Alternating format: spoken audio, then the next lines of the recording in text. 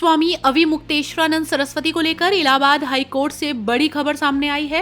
शंकराचार्य के खिलाफ दर्ज यौन उत्पीड़न के मामले में हाई कोर्ट में शुक्रवार को सुनवाई हुई। कोर्ट में शंकराचार्य का पक्ष वकील पीएन मिश्रा ने रखा, जबकि राज्य सरकार की तरफ से अपर अधिवक्ता मनीष गोयल पेश हुए। इस दौरान कोर्ट में दोनों पक्षों की तरफ से दलीलें पेश की गई। राज्य सरकार और शिकायतकर्ता ने जमानत का विरोध किया था, तो वहीं कोर्ट ने दलीलें सुनने के बाद अविमुक्तेश्वरानंद की अग्रिम जमानत पर फैसला सुरक्षित रख लिया और उनको बड़ी राहत देते हुए कहा कि फैसला आने तक उनकी गिरफ्तारी नहीं होगी।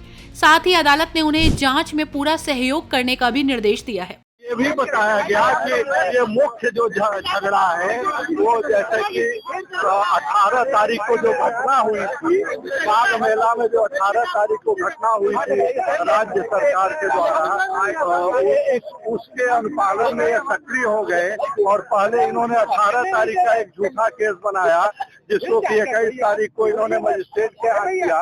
उसमें इन्होंने इन बच्चों का कोई जिक्र नहीं किया, जबकि ये कहते हैं कि 18 को बच्चे इनके पास आ गए थे। यही सब बहस की गई।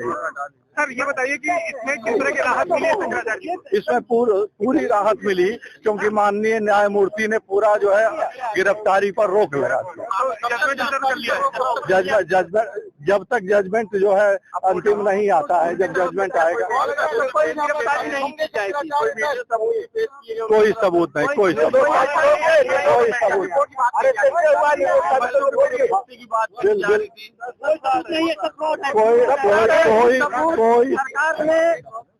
ऐसा है जो आज न्यायालय में हुआ उसमें जो है उन्होंने ये बताया कि पुलिस में बयान, कोर्ट में बयान भी हो चुके हैं, सब चीज हो चुके हैं, उसको कंसीडर करके निर्णय हुआ है। तो आप खुद निष्कर्ष निकालें। जब कोर्ट ने फेल दे दिया, गिरफ्तारी पर बिना शर्त के रोक लगा दिया माननीय न्यायमूर्ति ने, वहीं स्वामी अविमुक्तेश्वरानंद ने हाईकोर्ट से राहत मिलने के बाद प्रेस कॉन्फ्रेंस करते हुए कहा कि हमारे अधिवक्ता ने बताया कि न्यायालय में विस्तार से चर्चा हुई है। न्यायालय ने फैसला रिजर्व किया है, गिरफ्तारी पर रोक लगाई गई है। न्यायाधीश समझ रहे हैं कि ये फर्जी मामला है, जब विस्तृत निर्णय आएगा तब उसका विश्लेषण करेंगे।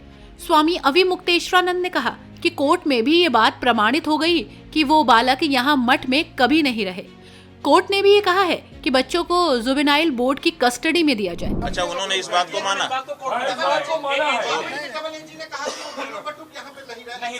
देखिए, अभी तक जितना बड़ा प्रचार किया जा रहा था कि आश्रम में बटुकों का शोषण, गुरुकुल में बटुकों का शोषण और इनके यहाँ ये होता है, ये जो बात चलाई जा रही थी उसको तो जो एजी हैं उन्होंने ही समाप्त कर दिया।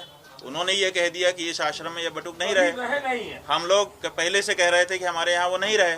आज वो बात जनता के सामने साफ साफ प्रमाणित हो गई। तो ऐसी परिस्थिति में जो कहानी बनाई गई थी वो तो पूरी तरह से ध्वस्त हो गई। ये भी कहा गया वो तो बच्चे वो हरदोई में संस्थागत छात्र रह गए और परीक्षा दे रहे हैं अभी। गुरुजी कोर्ट ने ये भी कहा जुबिनल में क्यों नहीं है वो जो आरोपी है कस्टडी में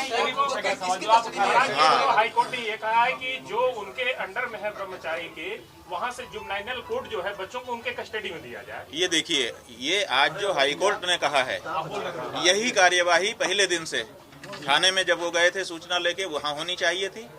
जब वो एसपी और उससे ऊपर के रैंक के अधिकारियों को ईमेल आदि कर रहे थे तो वहाँ से ये डायरेक्शन आना चाहिए था कि पहले बच्चे को जुवेनाइल में भेजो, मेडिकल कराओ आदि आदि।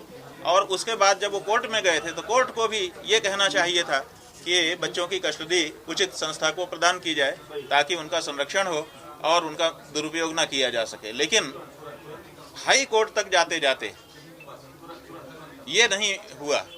जो कोर्ट ने आज निर्णय किया है उसमें ये बात आई है कि अगर ऐसा कोई अपराध हुआ है तो उसका जो प्रोसीजर है उसको ठीक से करना चाहिए। जो प्रथम दृष्टया आप सब लोगों के माध्यम से हमको जानकारी दी जा रही है उसके आधार पर हम ये बात कह रहे हैं कि आज कम से कम उन बच्चों को सही कस्टडी देने की बात कही गई। इसके पहले तो कस्टडी की बात ही नहीं थी। इसके पहले तो केवल हवाई एक किला बना दिया गया था और शंकराचार्य जैसी संस्था को बदनाम करने के लिए तरह तरह की कहानियां गढ़ दी गई थी।